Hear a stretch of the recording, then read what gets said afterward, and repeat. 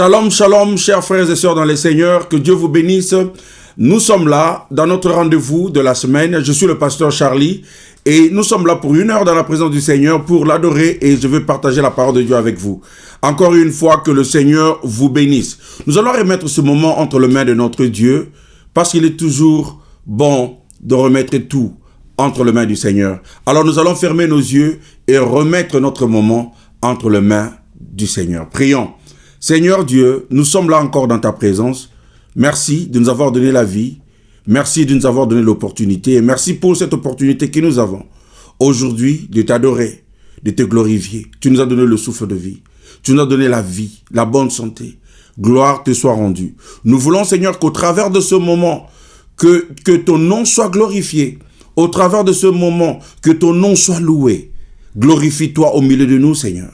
Et que le Saint-Esprit nous aide dans cette démarche de t'adorer, de te glorifier et de t'élever pendant ce moment. Nous nous soumettons totalement à toi. Au nom de Jésus-Christ. Amen. Amen. Louons le Seigneur.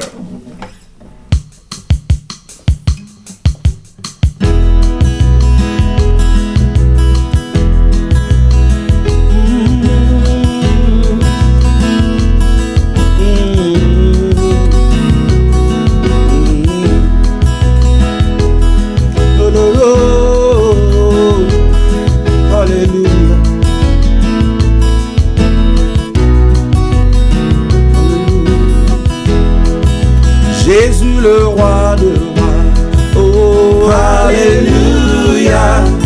Jésus le roi de rois, le Seigneur de seigneurs. Jésus le roi de rois, oh alléluia. Jésus le roi de rois, le Seigneur de seigneurs. Jésus le prince de paix, alléluia. Jésus le roi de rois, le Seigneur de seigneurs. Jésus le prince de vie, alléluia.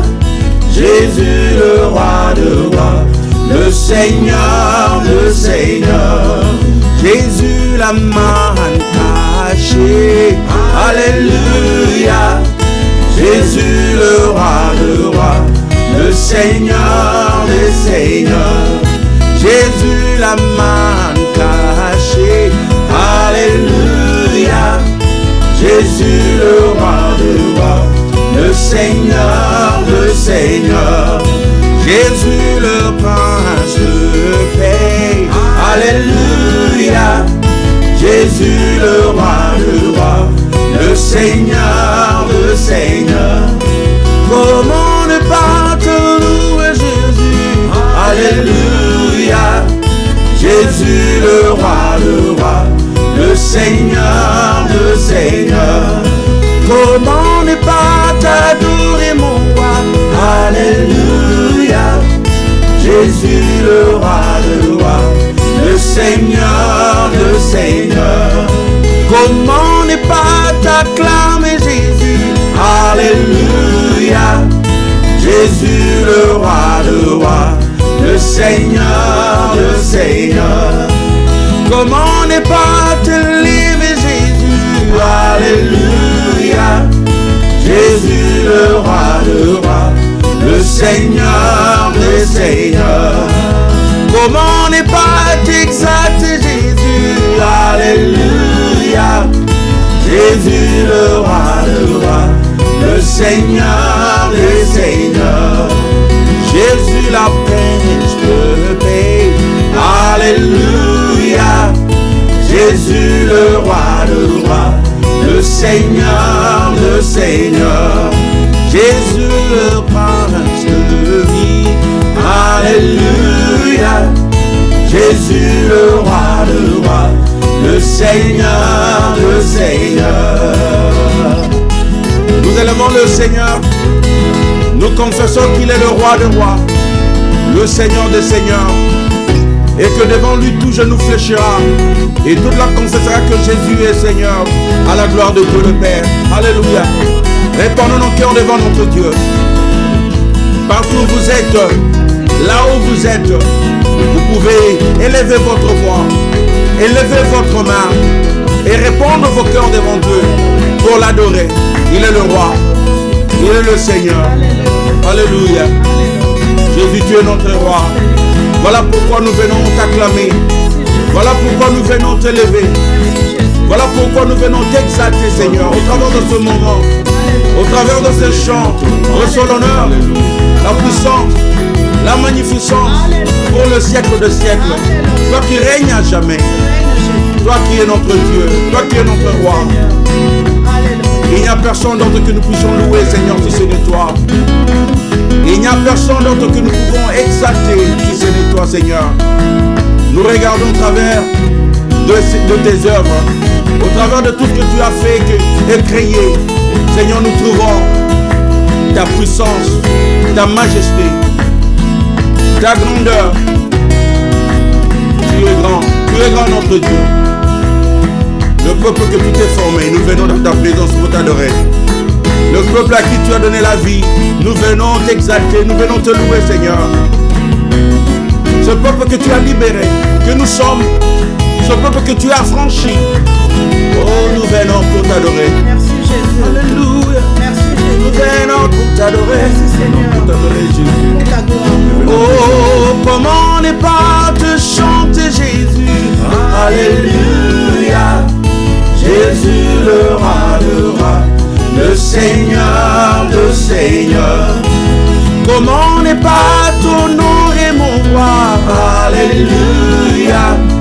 Jésus le roi, le Seigneur, le Seigneur. Jésus ma raison de vie. Alléluia. Jésus le roi, le Seigneur. Alléluia, alléluia, alléluia, na Jésus. Alléluia, alléluia, alléluia, na Jésus. Alléluia, alléluia, alléluia, mon Jésus. Alléluia, alléluia, alléluia, na Jésus. Toko yemba, toko bina, toko sanjola mokundi. Alléluia, alléluia, alléluia, na Jésus. Banana nzambe basangani, koba endera mokundi. Alléluia, alléluia, alléluia, na Jésus. Oh banana nzambe basangani, koba netola mokundi. Alléluia, alléluia, alléluia, na Jésus. Oh biso basoto yelelo, koto yembera mokundi. Alléluia, alléluia, alléluia, na Jésus. Bona nyonso yo salelinga, ngai na yembeli yo Yahweh. Alléluia, alléluia, alléluia, na Jésus. Yemba, alléluia, yemba, alléluia, yemba, alléluia, yemba, alléluia, nako yemba, alléluia, yemba, alléluia, nako yemba, alléluia, yemba, alléluia, nako yemba, alléluia, yemba, alléluia, nako yemba, alléluia, yemba, mbaimbela kamokundi ndegeninyo Yahweh. Mbaimbela kamokundi ndegeninyo Yahweh. Mbaimbela kamokundi ndegeninyo Yahweh. Babinela kamokundi ndegeninyo Yahweh. Baditola kamokundi ndegeninyo Yahweh. Mbaimbela kamokundi ndegeninyo Yahweh. Baba, alléluia, alléluia, Baba, alléluia, alléluia, Baba, yonde zambe.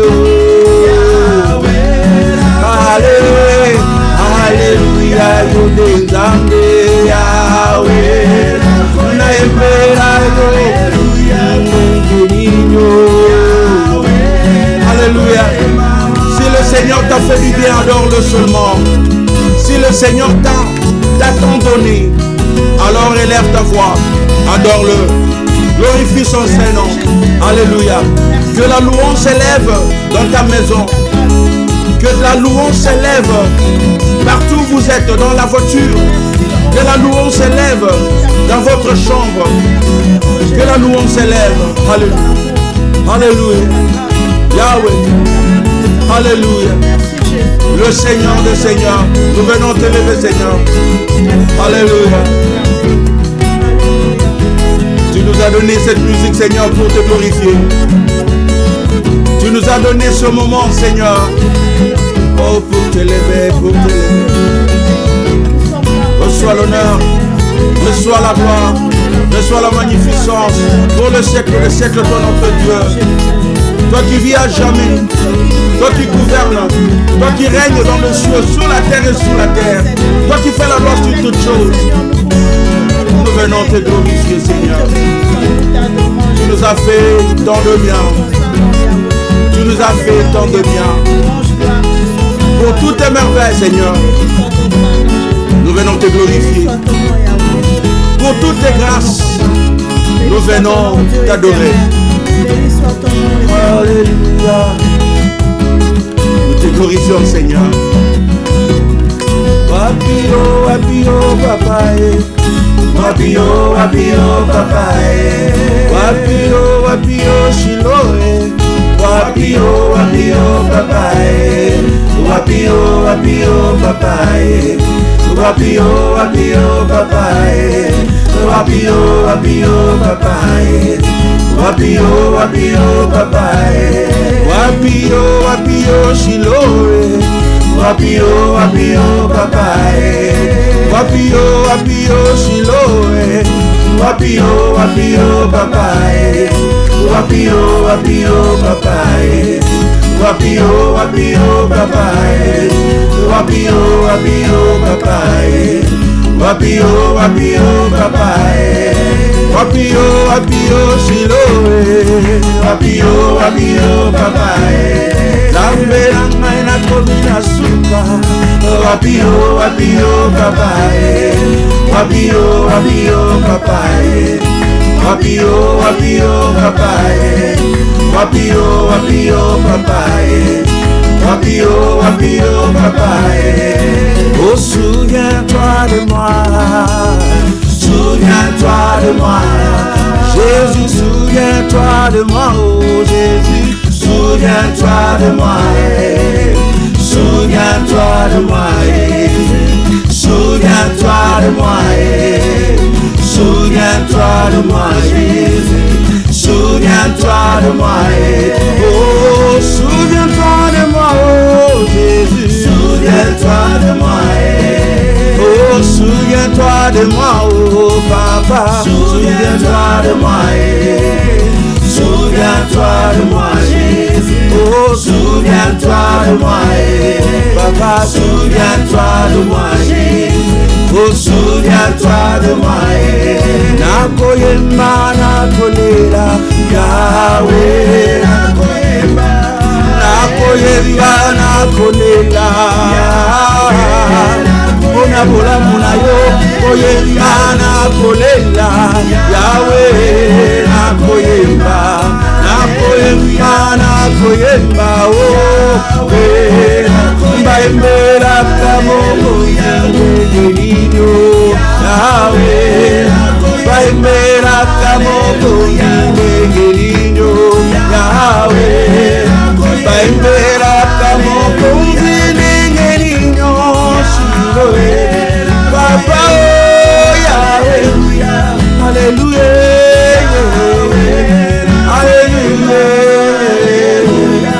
Alléluia, Yahweh nakoyemba.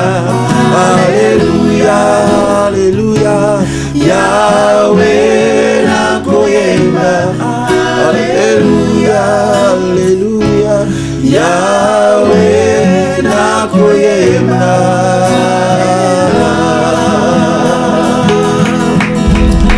Nous chantons pour toi, Seigneur, comme nous avons chanté, comme nous l'avions dit. Alléluia. C'est pour toi que nous chantons. Alléluia, Seigneur. C'est pour toi que nous élevons nos voix. C'est pour toi que nous jouons cette musique. C'est pour toi, Seigneur, que nous consacrons ce moment. C'est pour toi, Seigneur, que nous dédions ce moment. Alléluia. Oh, alléluia. À toi seul notre Dieu. Tu nous as choisis et nous t'avions choisi. Tu nous as aimés le premier et nous t'aimons en retour, Seigneur. Tu nous as fait autant de bien. Et aujourd'hui, nous venons te proclamer tes bontés, tes grâces, tes merveilles dans notre vie, Seigneur. Reçois l'honneur, la gloire et la magnificence. Alléluia. La parole de Dieu nous dit dans Romains chapitre 12, verset 1. Je vous recommande donc, frères et sœurs, à cause de cette immense bonté de Dieu, à lui offrir votre corps comme un sacrifice vivant, saint et qui plaise à Dieu. Ce sera là, de votre part, un culte raisonnable ou un culte agréable. La parole de Dieu nous dit, un culte raisonnable et agréable, c'est d'offrir à Dieu tout. Non seulement les chansons, mais de lui offrir même notre corps, de lui offrir nos problèmes, de lui offrir tout. Alors voilà pourquoi nous allons chanter entre tes mains, Seigneur, j'abandonne, comme une chanson d'adoration. Alléluia. Entre tes mains, j'abandonne tout ce que j'appelle mien. Oh, ne permet à personne, Seigneur, d'en reprendre rien. Oui, prends tout, Seigneur. Oui, prends tout, Seigneur. Entre tes mains, j'abandonne tout avec bonheur. Oui, prends tout, Seigneur. Oui, prends tout, Seigneur. Oh, oui, prends tout, Seigneur. Entre tes mains, j'abandonne tout avec bonheur. Je n'ai pas peur de suivre sur le chemin de la croix. C'est pour toi que je veux vivre. Je connais, j'aime ta voix. Oui, prends tout, Seigneur. Oh oui, prends tout,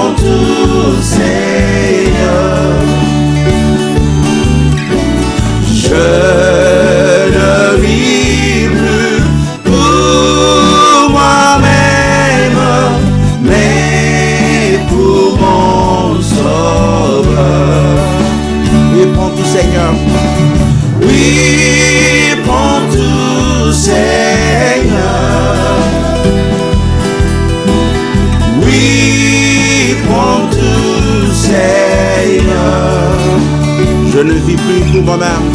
Je ne vis plus pour moi-même, mais pour mon Sauveur. Oui, prends tout, Seigneur.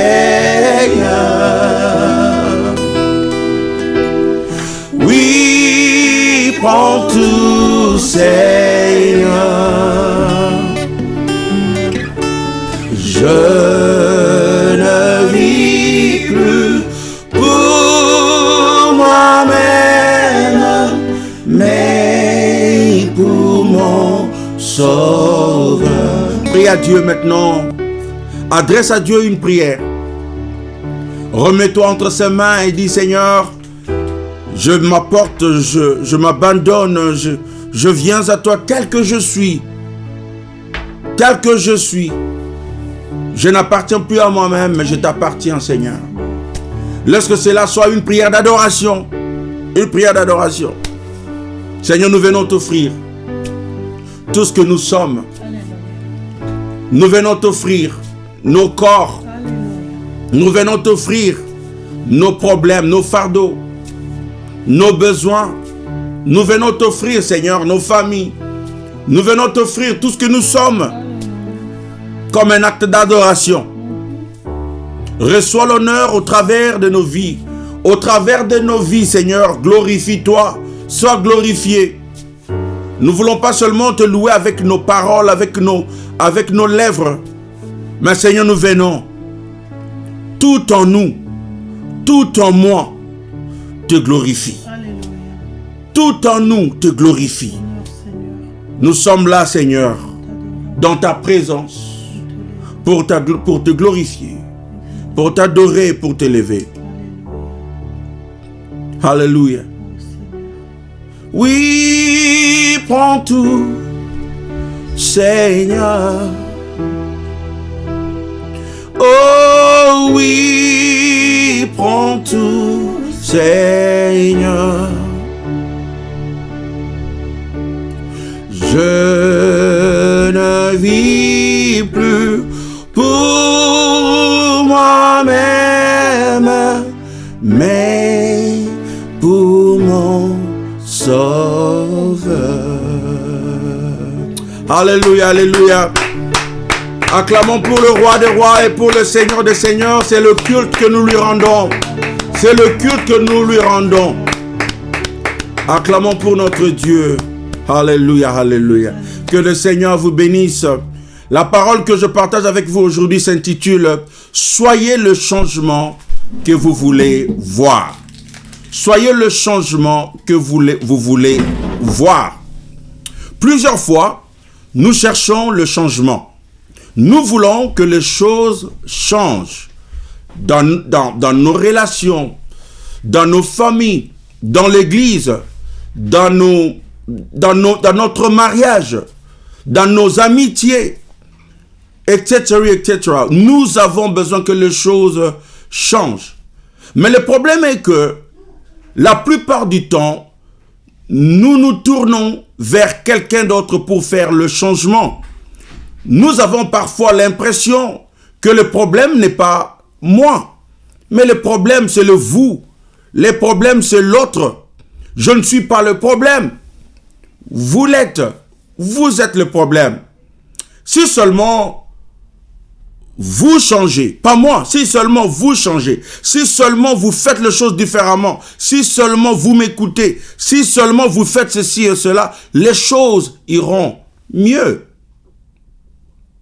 Nous ne semblons pas nous rendre compte que parfois, le problème est que vous n'êtes pas, le problème c'est que vous êtes le problème.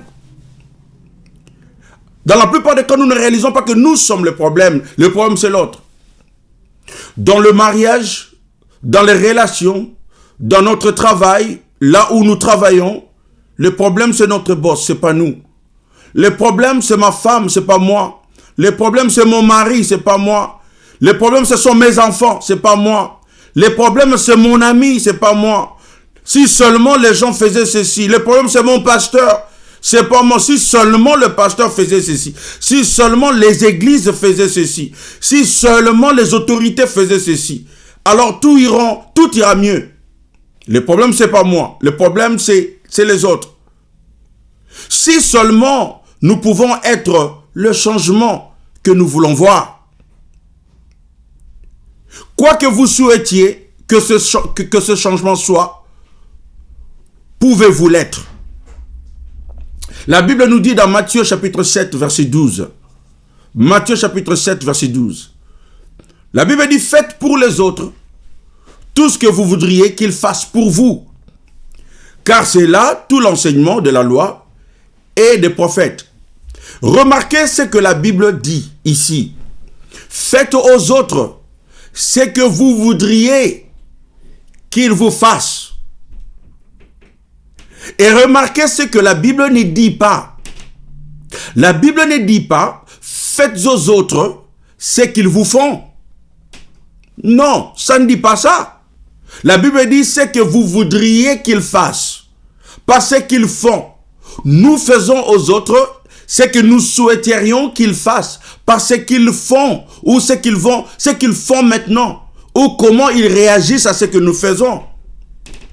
Le problème, c'est toujours nous. Le problème, c'est pas les autres. Lorsque vous avez l'impression que le problème, c'est l'autre, lorsque vous avez l'impression que ça ne marche pas à cause des autres, est-ce que vous pouvez regarder vers vous-même et vous dire, est-ce qu'il y a-t-il quelque chose dans ma vie que je dois changer? Est-ce que je peux être le changement que je suis en train de désirer voir dans quelqu'un d'autre? La Bible dit, c'est que vous voudriez qu'il fasse. C'est que vous voudriez que les gens fassent. En d'autres termes, c'est que vous souhaiteriez qu'il vous fasse. Quel est votre souhait? Le souhait, c'est que les gens changent. Alors, il faut changer. C'est à toi de changer. Et c'est crucial. Parce que nous n'obtenons pas toujours des gens ce que nous leur faisons. Nous avons peut-être donné plus d'amour aux gens que ce qu'ils nous montrent. Nous avons peut-être pardonné plus de gens qui ne nous ont pardonné. Nous avons peut-être aidé plus de gens que l'aide que nous recevons d'eux. Mais la Bible dit, fais ce que tu souhaiterais qu'ils te fassent. Cela signifie être le changement que vous voulez voir. Être le changement que vous souhaitez voir. Être le changement que vous souhaitez voir. J'aimerais voir les gens m'aimer. Alors, j'aime les gens. Même si, même pas. Parce que c'est le changement que je veux voir. J'aimerais voir les gens faire un peu plus attention quand je leur parle. Donc, je fais un peu plus attention aux gens, même quand ils ne font pas la même chose. Nous faisons exactement ce que nous souhaitons voir dans notre famille, partout où vous êtes, dans votre relation. Le problème, c'est souvent, on demande aux autres, on met le fardeau sur les autres, on demande aux autres. Moi, j'aime pas ceci. Si vous faites ceci, ça irait mieux. Est-ce que vous pouvez changer? Moi, j'aime pas voir ceci.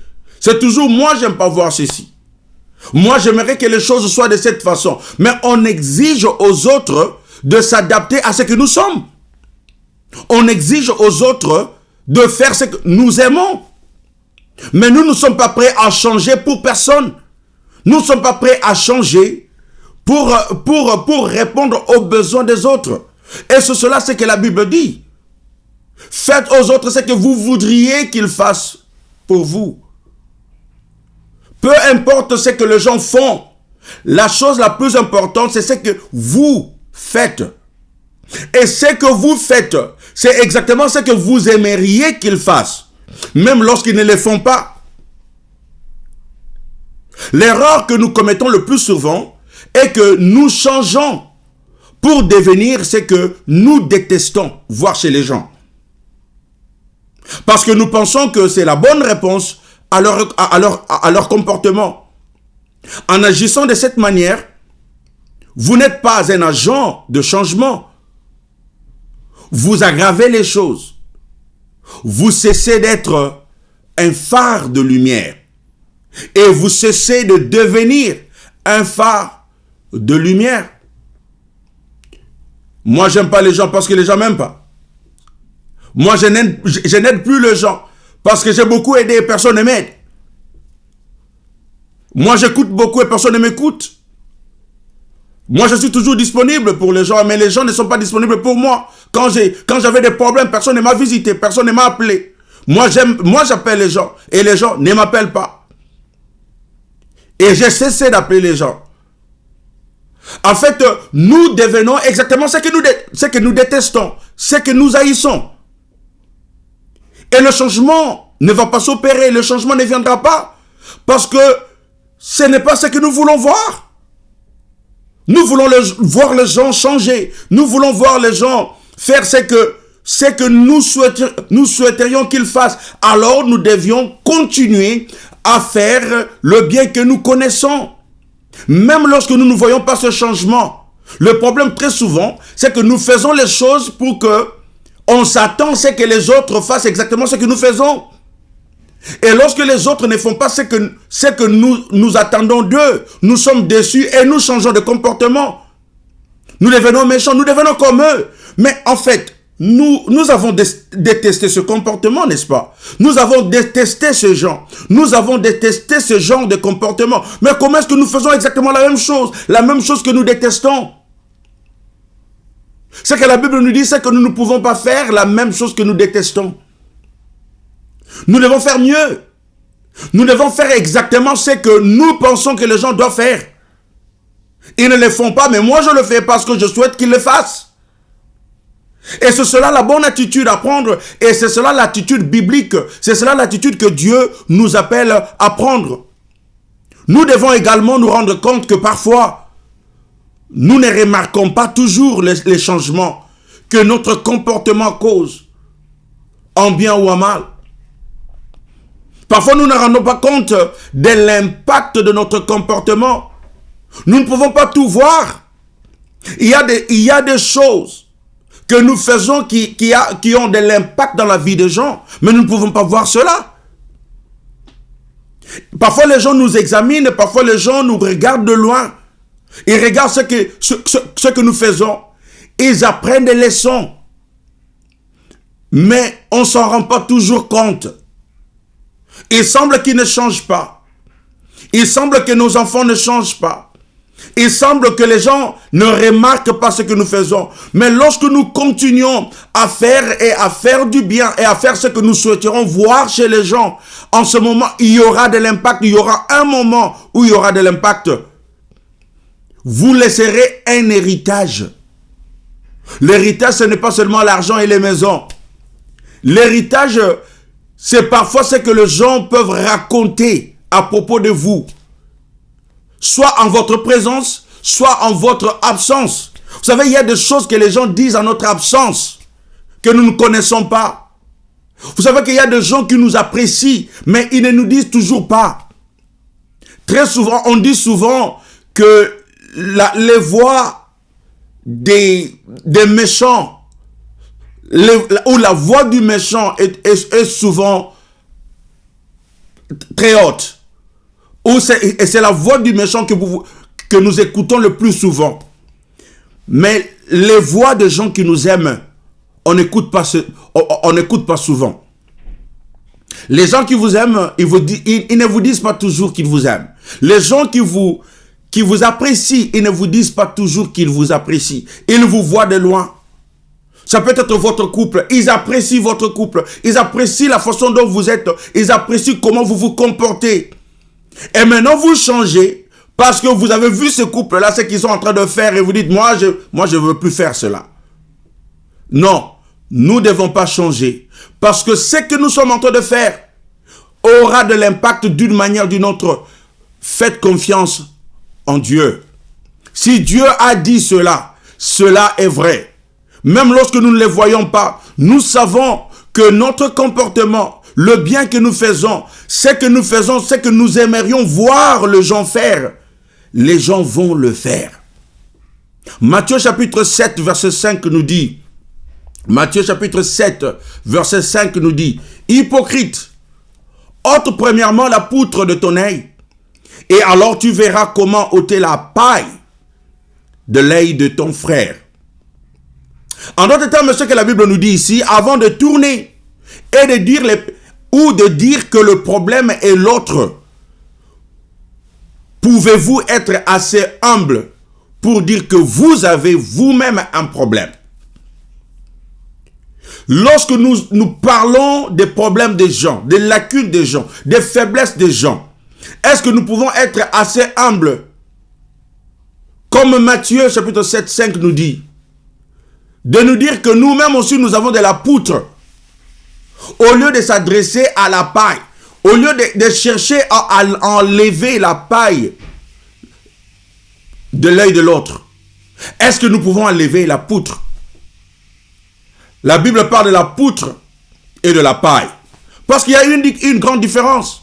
Et la différence, c'est la différence de taille. La poutre est plus grande que la paille. En d'autres termes, la Bible nous dit, avant que nous puissions regarder vers l'autre, avant que nous puissions faire changer l'autre, avant que nous puissions dire que le problème c'est ma femme, c'est mes enfants, c'est mon mari, c'est mon boss. Oui, ton boss a un problème. Tes collègues ont un problème. Tes enfants ont un problème. Mais les problèmes qu'ils ont, ces problèmes-là peuvent être de la poutre ou de la paille. Ce que vous avez, c'est de la poutre. La poutre est plus grande que la paille. Et parfois, nous cherchons à enlever le petit problème qui existe dans les gens ou chez les gens. Nous oublions nous-mêmes la poutre que nous avons. Le grand problème que nous avons, le grand morceau que nous devons enlever. Nous devons nous examiner et voir ce que nous pouvons changer en nous-mêmes, ce que nous pouvons changer en nous-mêmes. Et je vais vous dire, mes frères et sœurs, très souvent quand nous voyons les problèmes chez l'autre, nous avons aussi un problème. Croyez-moi. Et comme je vais encore le démontrer. Quand nous voyons les problèmes chez l'autre, la Bible ne dit pas que l'autre n'a pas de problème. Voilà pourquoi la Bible dit qu'avant d'enlever la paille dans l'œil de l'autre, il faut d'abord enlever la poutre sur votre propre œil. En d'autres termes, vous deux, nous tous, nous avons un problème. Mais souvent, nous négligeons les problèmes que nous avons. Ou nous disons que le problème que nous avons n'est pas aussi grand que son problème. Moi, je suis mauvais, mais lui, il est plus mauvais. C'est comme ça qu'on s'est dit. Moi, j'ai fait peut-être 2 erreurs, mais lui, 10. Non, la réalité est que vous faites 10. Parce que le premier problème que vous avez, vous ne pouvez même pas compter. Vous ne pouvez même pas compter. Vous comptez les erreurs de votre frère, de votre soeur, les fautes. Comment est-ce qu'ils vous ont fait du mal, ainsi de suite, vous comptez. Mais vous oubliez de compter vos propres erreurs. Vous oubliez de compter le nombre de fois que vous avez offensé les gens. Et c'est cela le problème. Donc quand vous oubliez de compter vos propres problèmes, ça c'est déjà un problème. Donc nous devons faire attention, comme la Bible nous dit. Nous ne devons pas être hypocrites. Nous ne devons pas penser que le problème c'est l'autre. Ça c'est dans notre mentalité. Parce que nous cherchons toujours la faute chez les autres. Mon mariage ne marche pas à cause de lui. Mon mariage ne marche pas à cause d'elle. C'est toujours, oh, si j'avais une bonne femme, si j'avais un bon mari, oh, si j'avais vraiment des enfants qui écoutaient, oh, si j'avais vraiment un boss compréhensible ou compréhensif, si j'avais vraiment un pasteur qui faisait ceci, si vraiment notre église était ceci, était cela, si seulement, on voit toujours l'autre, mais aujourd'hui, Dieu nous interpelle pour nous dire que vous devrez être le changement que vous voulez voir. Vous devrez être le changement que vous voulez voir. Et en général, nous exigeons ou nous exagérons les défauts des autres. Nous exagérons les défauts des autres. Nous exagérons les échecs des autres. Nous exagérons les lacunes des autres.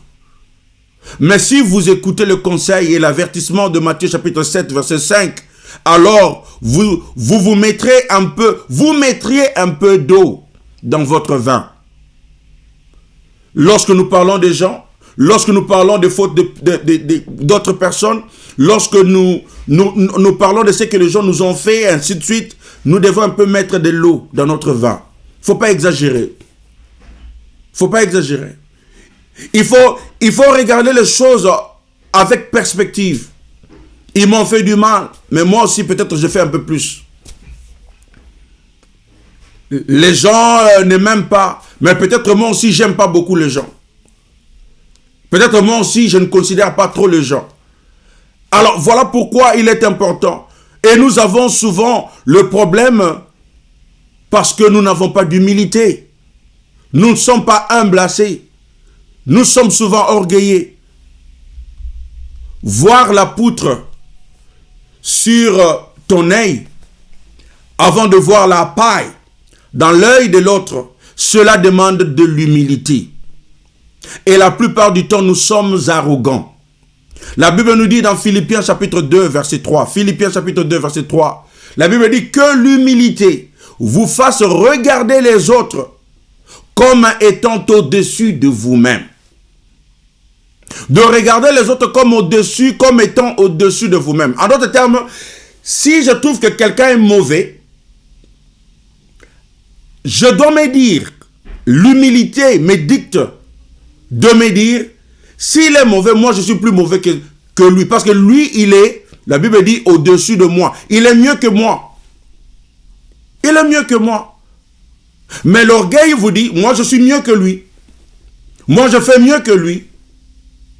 Si seulement nous avions cette attitude, nous aurons résolu beaucoup de problèmes dans nos relations. Nous aurons résolu beaucoup de problèmes dans nos mariages. Parce que très souvent, c'est cela ce qui nous manque. On s'accuse les uns les autres. On s'accuse. Le problème, c'est toujours l'autre. Le problème, c'est toujours l'autre. Mais pourquoi nous ne pouvons pas être assez humbles pour nous dire, écoute, je vais prendre un peu du recul. Et peut-être j'ai des choses à faire. Peut-être que j'ai des choses à changer dans ma vie. Peut-être que j'ai des choses à faire dans ma vie pour changer. Habituellement, nous parlons de la façon dont nous aurions pu faire mieux que les gens, mieux que les autres. De la façon dont nous aurions pu mieux faire quelque chose. On dit par exemple, si j'étais lui ou si j'étais elle, j'aurais fait ceci, j'aurais fait cela. Mais la réalité est que si vous étiez dans la même situation, vous n'auriez probablement pas fait mieux. Parfois, nous jugeons les dirigeants, les gens qui nous dirigent, les pasteurs, nos parents, nos enfants, les autorités, et nous disons à quel point ils font mal, ou ils font des choses mal. Mais êtes-vous sûr que vous auriez mieux fait? La réponse n'est pas si claire. Si votre réponse est oui, alors vous êtes arrogant. Et si la poutre, et c'est la poutre que vous devez retirer de votre propre œil. Vous avez un problème lorsque vous pensez que telle ou telle personne est idiot. Il est faible. Il n'est pas assez bon. Les problèmes, c'est les autres. Nous avons vu des pasteurs accuser les membres. Les membres accusaient le pasteur. Les anciens accusaient le pasteur accusait les membres, donc les anciens. Les diacres accusaient le pasteur accusait les diacres. Nous avons vu les enfants qui accusent les parents et les parents qui accusent les enfants. Nous avons vu le mari accuser sa femme et sa femme accuser son mari. Il y a des accusations, Pourquoi? Parce que personne ne veut s'examiner lui-même. Oui, en fait, quelqu'un peut dire, moi je me suis examiné et je trouve que le problème c'est toujours lui. C'est ça le problème. Le problème c'est que vous ne vous examinez pas bien. Pourquoi est-ce que parfois nous ne pouvons pas regarder et dire, bon, je ne vois pas la faute à moi, mais je ne vois pas la faute à moi parce que je suis orgueilleux. Il y a des moments où on ne voit pas ses propres fautes parce qu'on a une vue qui est trop élevée de nous-mêmes. Trop élevée de nous-mêmes. On croit qu'on réfléchit mieux. On voit les choses mieux. Les autres là, de bourriques. Ils vont rien. Moi, je vois tout. Moi, je comprends tout. Moi, je suis ceci. Moi, je suis ingénieur. Et on n'écoute pas. On veut que tout le monde nous écoute. Mais c'est ça le problème. Parce que ton problème était, si vous étiez embrassé, vous pouvez ne fût-ce que laisser les gens parler. Et vous pouvez ne fût-ce que écouter ce que les gens disent. Et être sensible à ce que les gens disent. C'est parfois notre ego nous empêche de voir le pire en nous. C'est pourquoi même lorsque vous ne pouvez vraiment pas comprendre ce qui ne va pas chez vous, vous devez simplement éviter de critiquer, de juger, de condamner. Et parfois, nous nous éloignons des gens parce que nous croyons que les gens sont mauvais. Et si c'était toi qui étais mauvais, tu n'es pas convaincu. Mais c'est cela le problème. C'est cela le problème. Nous avons nous-mêmes nos problèmes que nous devons adresser. Et ce sont ces problèmes qui font en sorte que nous voyons des problèmes chez les gens. Je veux le dire encore. Nous avons des problèmes en nous-mêmes que nous devons adresser. Et les problèmes que nous-mêmes nous avons, c'est ça ce qui fait que nous voyons les problèmes chez les gens. Nous voyons les problèmes chez les gens parce que nous avons nous-mêmes des problèmes. Je vais vous donner quelques exemples. Le manque de patience, par exemple. Si vous avez un manque de patience, nous nous plaignons peut-être des personnes qui ne changent pas assez vite. De personnes à qui nous avons demandé quelque chose de faire et ils ne l'ont pas fait. Nous attendions au changement chez les gens. Et ce changement-là s'est fait attendre. Est-ce que ces gens-là ont un problème? Bien sûr qu'ils ont un problème parce qu'ils ne changent pas. Mais pouvez-vous voir le problème que vous-même vous avez? L'impatience. L'impatience. Vous n'êtes pas patient. Vous n'élargissez pas votre patience. Votre patience n'est pas assez élastique. Lorsque vous voyez quelque chose, vous voulez que ça change maintenant. Ça change demain. Je te donne encore une chance. Je te donne encore 2 chances. Et on n'est pas assez patient. Pourquoi est-ce que nous nous sommes rompus avec les autres? Pourquoi est-ce que nos relations se sont rompues avec les autres? Parce que nous avons manqué de la patience. Envers nos amis. Envers nos frères, nos sœurs. Envers les membres de notre famille. On veut réagir vite. On n'a pas le tempérament. On n'attend pas. On n'attend pas. On veut que les choses aillent vite. Vite. Est-ce que c'est le problème? Mais lorsqu'on veut parler, les problèmes c'est les autres. J'attendais qu'ils changent. Mais ils n'ont jamais changé. Mais est-ce que vous pouvez aussi changer et devenir le changement que vous voulez voir? En d'autres termes, ayez un peu de la patience. Est-ce que vous pouvez aussi travailler sur votre propre caractère et devenir un peu plus patient? Est-ce que vous pouvez s'adresser à Dieu pour dire que Seigneur, j'ai un problème? Je n'attends pas vraiment. Je ne suis pas trop patient chez les autres. Donne-moi de la patience. Un autre exemple, c'est le manque d'empathie. Le manque d'empathie. Le manque d'empathie. Donc l'empathie, c'est l'incapacité à ressentir ce que les autres ressentent. L'incapacité à ressentir ce que les autres ressentent. Et parfois, c'est ce qui se passe en nous. Vous blâmez peut-être les gens pour ce qu'ils font. Mais voyez-vous votre problème? Vous êtes incapable de ressentir ce qu'ils ressentent. Et ça, c'est un problème. Ça, c'est un problème.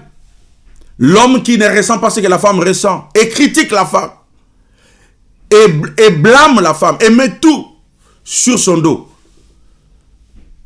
Notre vie, notre famille, notre mariage, il est ceci. À cause de toi. Mais le problème que vous avez, le manque d'empathie, c'est qui est en vous là. Vous ne pouvez pas voir ça. Vous pouvez pas. Donc vous n'êtes pas en mesure de ressentir ce que l'autre ressent. Vous n'êtes pas en mesure de ressentir ce que l'autre ressent. Si vous êtes pasteur, est-ce que vous êtes capable de ressentir ce que les membres ressentent? Si vous êtes membre, est-ce que vous êtes en mesure de ressentir ce que votre pasteur ressent? On juge, on critique. Moi, je quitte cette église à cause du pasteur. Mais est-ce que vous savez c'est à quoi votre pasteur passe? Moi, j'ai eu des problèmes, il ne m'a pas visité, il n'est même pas venu. Est-ce que vous savez ce qui s'est passé dans sa vie, dans sa propre vie? Parce qu'il est aussi humain. Il est aussi humain. Est-ce que vous avez cherché à parler et à comprendre, à essayer de voir? On condamne. Est-ce que vous pouvez être le changement que vous voulez voir? Manque de compréhension. Ça, c'est un autre exemple. Parfois, lorsque nous croyons que nous comprenons, nous ne comprenons pas. Croyez-moi. Pourquoi? Parce que souvent, quand l'autre parle, nous n'écoutons pas avec l'oreille de comprendre. Nous écoutons avec l'oreille de répliquer ou de répondre. Et parce que nous écoutons avec l'oreille de répondre, nous ne sommes pas en mesure de capter, de comprendre ce qu'il est en train de dire. Et souvent, c'est ça ce qui se passe dans nos familles, c'est ce qui se passe dans nos relations, c'est ce qui se passe partout où nous sommes dans nos mariages. L'incompréhension totale. Mais qui ne comprend pas? C'est l'autre qui ne comprend pas. Moi je comprends. Mais non.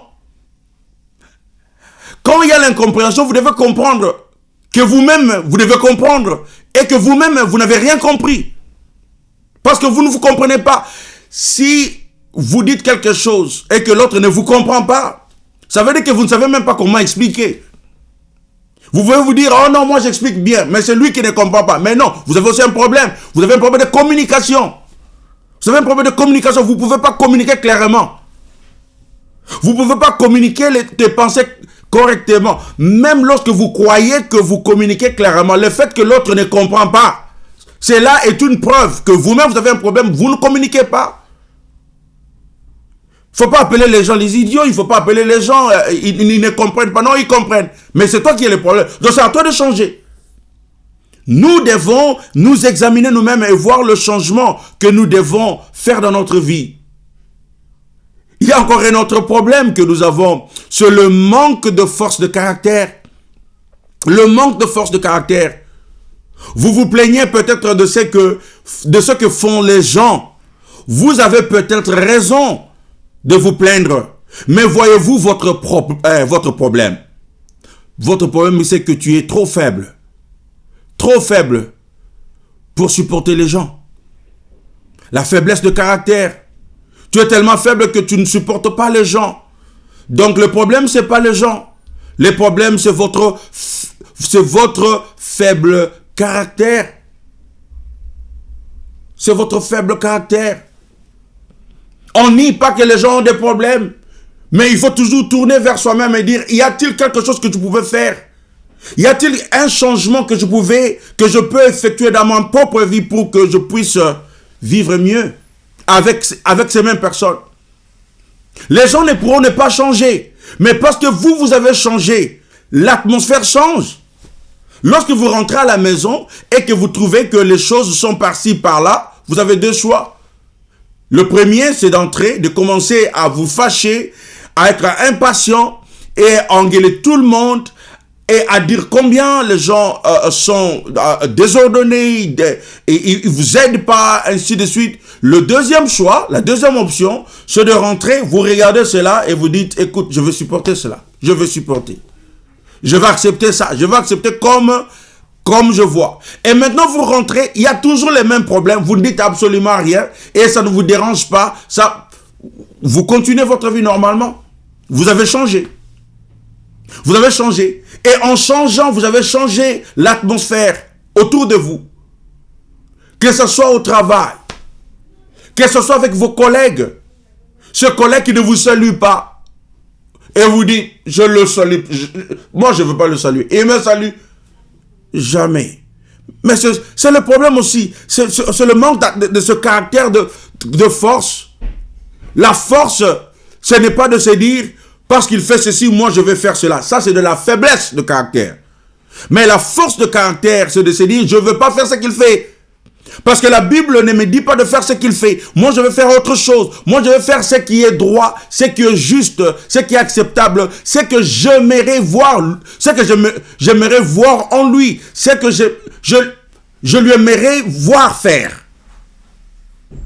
C'est cela. J'aimerais voir mes collègues me saluer, alors je les salue. Ils ne me saluent pas, mais c'est ça ce que moi je souhaiterais, c'est ça ce que moi j'aimerais, alors je le fais.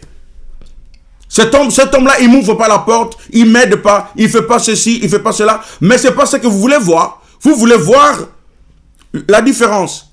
Et vous vivez et vous faites les choses comme cette différence-là vous dicte.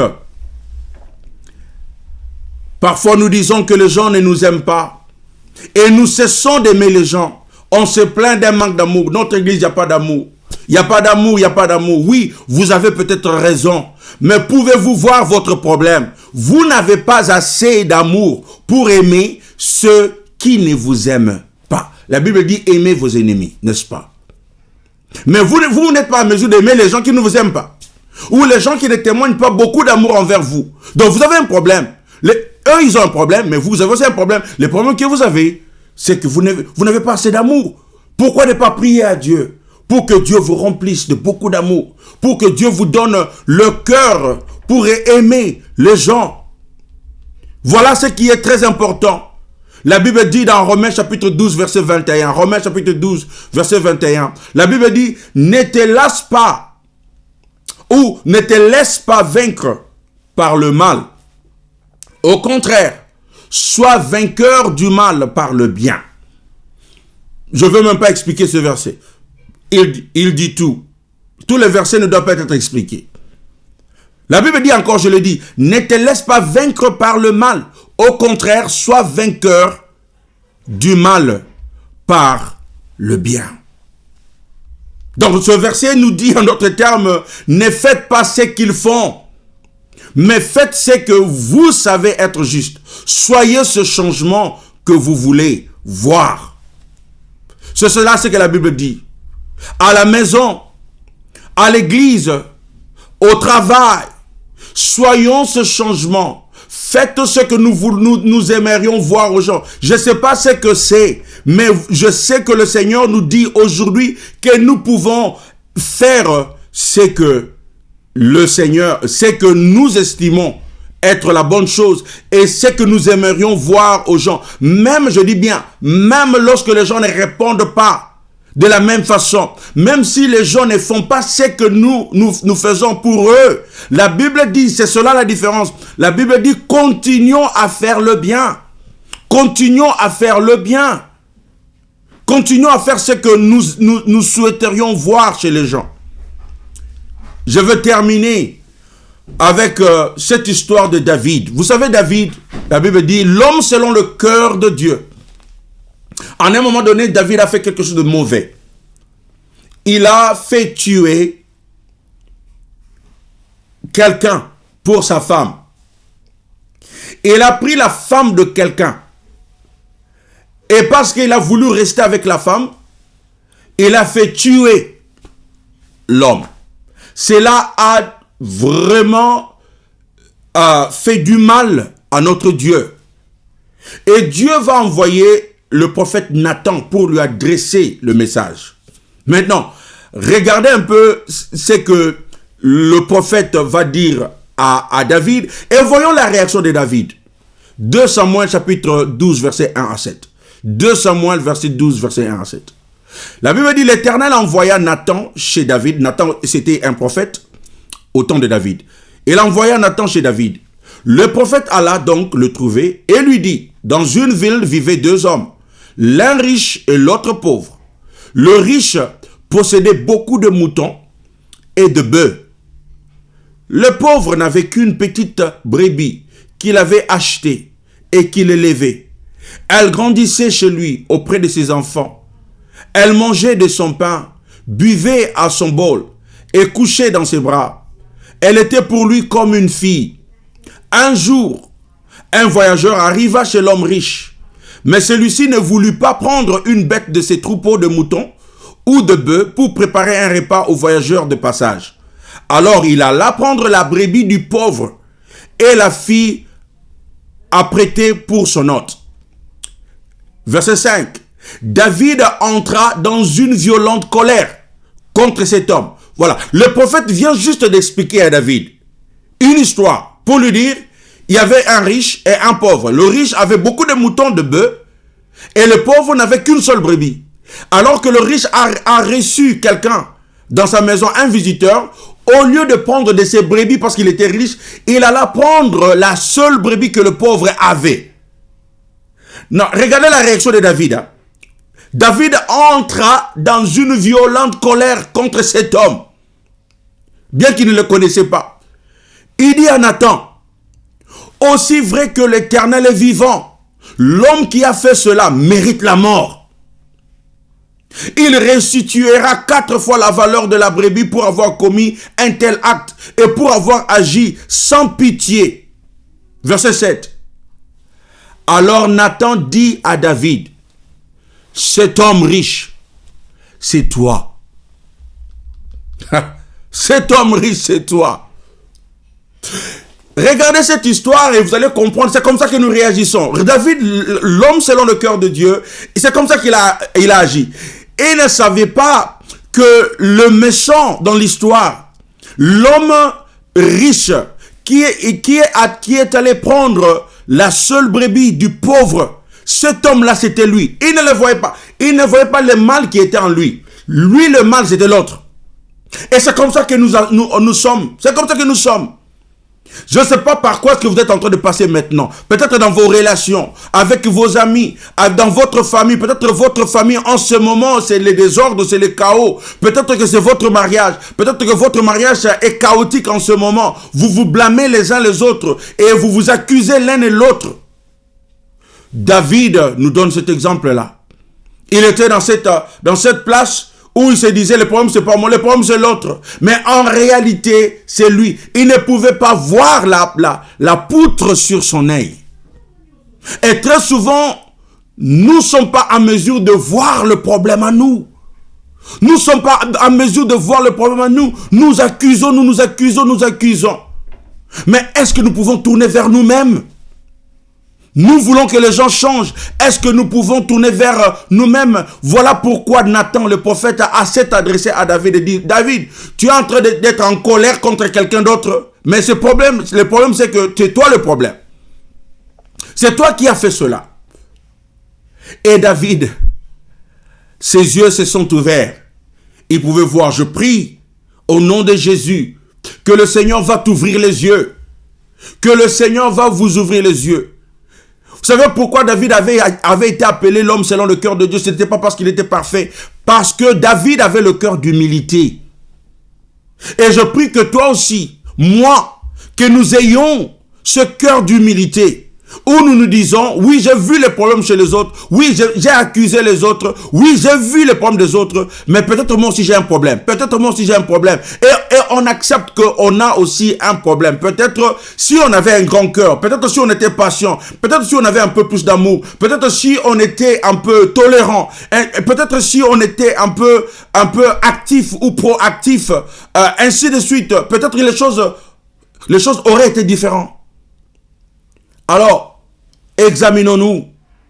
Voici le point que je suis en train de faire. Évaluons-nous. Ne regardons pas seulement aux lacunes des autres. Lorsque les choses ne changent pas autour de nous, parfois nous sommes frustrés. Mais est-ce que peut-être le Seigneur s'attend à ce que tu changes d'abord? Ta femme ne peut ne pas changer. Mais est-ce que tu peux changer? Ton mari ne peut ne pas changer. Il fait toujours ce qu'il fait. Mais peut-être tu as à demander au Seigneur de te donner un grand cœur. De la patience, de la persévérance, de l'endurance. Pour que les choses aillent. Pour le mieux. Tes enfants, cet enfant têtu, ne peut ne pas changer. Mais peut-être que tu as besoin que le Seigneur te donne de la force de caractère. La force qui te permet de supporter cet enfant-là. Parce que il devient insupportable. Mais le Seigneur peut te donner la force pour que tu sois en mesure de supporter. Est-ce que tu peux faire cette prière-là? Est-ce que nous pouvons demander au Seigneur de nous changer? De nous changer. Et que le changement commence en nous-mêmes. Et que nous soyons et que nous devenions le changement que nous voulons voir chez les autres. Que le Seigneur vous bénisse et qu'il bénisse cette parole. Au nom de Jésus. Amen et amen. Laisse-moi prier. Seigneur Dieu des armées, je prie au nom de Jésus que tu nous ouvres les yeux. Donne-nous le cœur de David. Donne-nous le cœur d'humilité. Donne-nous un esprit humble. Seigneur, je me rappelle que lorsque David a eu cette histoire, lorsque il a rencontré Nathan, lorsque Nathan lui a parlé, lorsque il a senti la culpabilité en lui, lorsque ses yeux se sont ouverts, il a prié et il a écrit le psaume 51. Et il a dit, Seigneur, tu ne refuses pas le pardon à un cœur contrit, à un esprit abattu. Seigneur, nous voulons avoir cette attitude. Nous voulons avoir un esprit abattu et un cœur contrit. C'est cela l'humilité. C'est lorsque nous acceptons que le problème, ce n'est pas toujours les autres. Le problème, c'est nous. Et que nous cessions d'accuser, de se plaindre, mais que nous fassions du travail sur nous-mêmes. Change-nous pour le mieux. Aide-nous à changer pour le mieux, Seigneur. Laisse que ton esprit continue à parler à tout un chacun de ce qui doivent changer, du domaine spécifique de leur vie qui doivent changer. Au nom puissant de Jésus, je te prie. Amen et amen. Amen et amen. Que le Seigneur vous bénisse. Et je vais vous retrouver la semaine prochaine par la grâce de Dieu.